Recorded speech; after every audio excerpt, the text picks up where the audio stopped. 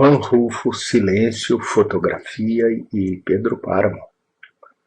Juan Rulfo é um dos maiores escritores de língua espanhola. Apenas com 2 livros, O Plano em Chamas, de 1953, e Pedro Páramo, de 1955. Ganhou o reconhecimento literário pelo mundo.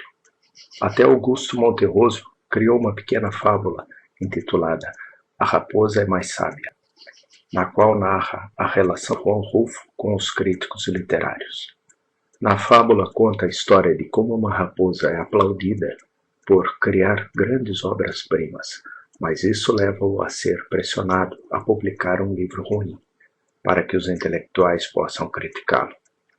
Felizmente, a raposa ignorou as sugestões e ficou em silêncio. No entanto, Juan Rulfo não se calou totalmente, porque reescreveu no final da década de 50, só que esperou até 80 para que o seu romance, O Galo de Ouro, fosse publicado. Durante o seu período de ausência de escrita, Rulfo não se sentou para contemplar o horizonte e descansar, mas simplesmente continuou com uma das atividades favoritas que exercia desde 1930, a fotografia. Nas fotos que o escritor jalisciense nos compartilhou, encontra-se uma grande quantidade de temas. Por exemplo, seu amor pelo montanhismo, retratos dos indígenas, vestígios do tempo nos portões, mas acima de tudo mostrou sua própria viagem sobre a terra. Viagens são um tema muito importante na vida de Rulfo, porque seu trabalho consistia em vender pneus da empresa Goodrich Euskadi em muitas partes do México. Durante esse período de sua vida, dedicou-se a conhecer o mundo e observar a complexidade das tradições mexicanas. Além disso, observou a desigualdade e o complexo sistema de cacicazgo que existiam em algumas aldeias do país. Assim, com as viagens que Rulfo realizou, pode-se supor que nasceram os seus 2 livros, pois tanto no Plano em Chamas, como em Pedro Páramo, existem muitas peregrinações, perseguições, migrações e trajetos que, na maioria das vezes, levam ao arrependimento, ao conhecimento de si mesmo, ou à morte dos personagens. Embora as viagens tenham sido uma parte importante na vida do escritor, ele mencionou que as suas narrações provinham da voz de seu tio Celerino, que lhe contava histórias quando estava bêbado, mas essas histórias não eram verdadeiras, mas apenas mentiras que mais tarde lhe serviriam para criar um livro que levava como título Os Contos do Tio Celerino, mas eventualmente preferiu nomear aquele livro como A Planície em Chamas. Uma coisa que todos sabemos é que Rulfo parou de escrever porque, em certas declarações, ele argumentou que com a morte do tio Celerino, as histórias desapareceram, pois ele lhes contava. Não sabemos quais foram os verdadeiros motivos pelos quais o escritor deixou a caneta. Recorda-se que Monterroso o chamava de raposa, e Rulfo era muito astuto para ser sempre vitorioso nas entrevistas. No entanto, às vezes confessava histórias interessantes que declaravam verdade. Por exemplo, o romance Pedro Páramo não era inicialmente titular dessa forma, mas a sua obra ia ser chamada Os Desertos da Terra. Sabemos isso porque o Centro Mexicano de Escritores guardou os relatórios que Rulfo entregou à instituição, pois foi beneficiário de uma bolsa de estudos em 1953 e 1954 para desenvolver e terminar o seu romance.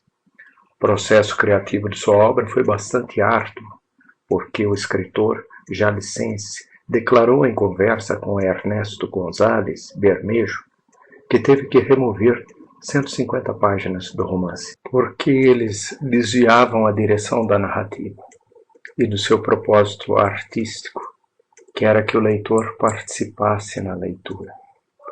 Por isso a estrutura do romance não é linear, mas fragmentada, brincando com o tempo, voltando às memórias, narrando o passado e voltando ao presente. O que Juan Villoro chama de estrutura narrativa circular. Por outro lado, um fato curioso sobre o romance de Rulfo é que o nome do meio que o escritor deu à sua obra foi uma estrela junto à lua.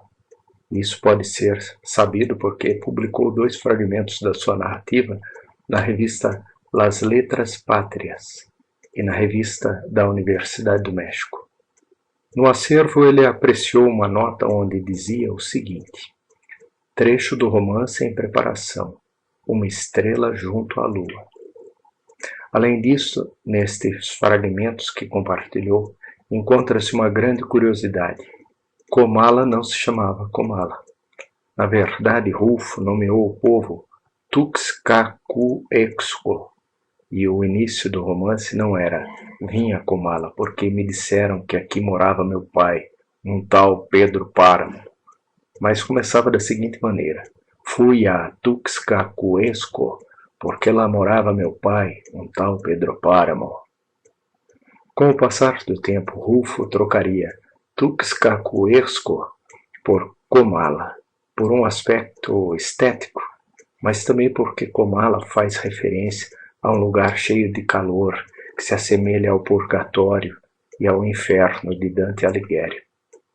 Existe até um paralelismo interessante entre a Divina Comédia e Pedro Páramo, pois no início de ambas as obras há um guia que avisa o personagem principal do que ele vai enfrentar quando entrar no povo ou no inferno. Por exemplo, na Comédia de Dante, Virgílio avisa o personagem Dante para o seguinte quando chegam à porta do inferno: deve abandonar aqui todo medo. Convém que toda covardia termine aqui. Chegamos ao lugar onde eu disse que você veria pessoas doloridas que perderam o bem da inteligência. Por outro lado, em Pedro Páramo, quando Juan Preciado tem uma breve conversa com Abundio Martinez, faz-se referência que Comala é pior do que o inferno. A conversa é a seguinte: está quente aqui, eu disse. Sim, isto não é nada, respondeu o outro. Acalme-se, vai sentir mais forte quando chegarmos a Comala. Aquilo está sobre as brasas da terra, na mera boca do inferno. Dizendo-lhe que muitos de lá estão morrendo quando chegam ao inferno, voltam para buscar o cobertor. Este inferno dantesco está excelentemente renovado e representado por Juan Rulfo, porque muitos dos personagens morrem por vingança, loucura ou suicídio. Quer dizer, todas as almas estão vagando em Comala porque não encontram absolvição para os seus pecados. Outro fato interessante é que, apesar de se dizer que Comala é um lugar fictício, no início da escrita não foi, porque Tuxcacuexco existe e está em Jalisco. Padre Juan Manuel Gallegos tirou fotos desta aldeia para deixar um rastro de onde veio a primeira ideia de Rulfo para obter o nome de Comala. E como se vê nas fotos, não é um lugar lindo e cheio de vegetação, como Dolores Preciado descreveu, mas um lugar seco, sem vegetação e sem parco. Talvez por essa razão Rulfo decidiu nomear Tuxcacuexco Comala, pois representa tudo que já teve na vida e não voltará a florescer, porque tudo que teve vida está dentro de um comal quente que se assemelha ao inferno, e aí só se encontra a memória do que existiu e sofreu graças ao grande vilão Pedro Páramo. No entanto, como menciona Juan Villoro, Pedro Páramo não é uma figura da maldade total, mas uma figura de um ser obcecado pelo poder que falta de amor, principalmente do amor, de Susana San Juan. Por esta razão, Pedro Páramo é um personagem humanizado, porque apesar de assassinar, roubar ou apoiar certos grupos revolucionários, nunca consegue o amor consciente de Susana, porque ela enlouquece após a morte do seu pai. E isso leva à ruína e à morte de toda a cidade, deixando apenas murmúrios no ar que permitem contar uma história. Tendo em conta o que precede, quando Juan Rulfo termina sua obra, entregou-a ao Centro Mexicano de Escritores com o nome Os Murmúrios. No entanto, quando a sua obra foi editada para ser publicada no Fundo de Cultura Econômica, ele decidiu nomeá-la de última hora Pedro Páramo, provavelmente porque percebeu que tudo de bom ou ruim que acontecia em Comala tinha a ver com ele. Aldana Munhoz, 27 de maio de 2024.